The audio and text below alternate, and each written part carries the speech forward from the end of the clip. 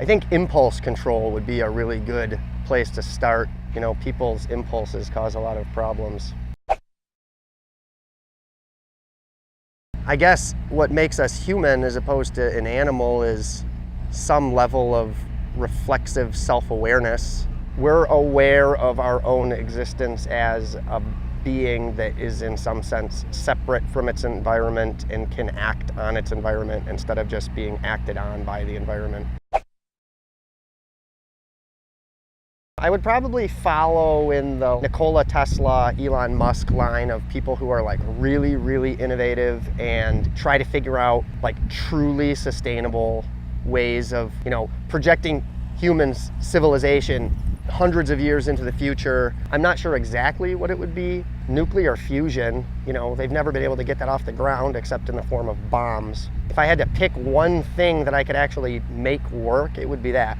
You know, it would be millions of years of relatively clean energy for everybody. Something either way better or way worse. I mean, either we sort out our problems and learn how to live as a global community in the long run, because there's no way to avoid that. Isolationism just isn't going to work in a world where everything is a button click away. It's just not feasible in the long run. So we're going to have to figure out how to get along and to make that more important than all of the reasons that we have for hating each other and distrusting each other and killing each other and fighting with each other. So either we solve it in the long run and everything's great, or we don't, and either we just stall out and nothing gets better, or things get way worse. I guess those are three outcomes. I guess some of the more apocalyptic potential outcomes of human civilization are pretty terrifying, and human beings can really mess things up, and we've got the potential to do so. So, you know, it's a bit up in the air at this point. That's pretty terrifying. I don't think it's going to go in that direction, but it's not out of the realm of possibility. That scares me. I didn't see it personally. I think maybe the most touching thing, if that's what you mean by beautiful, that I've ever seen in my life was a video that somebody posted on Facebook.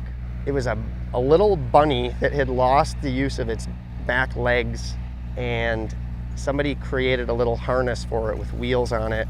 And this little bunny was so happy. Like, it literally brought tears to my eyes, and I usually don't get that kind of an emotional reaction out of things.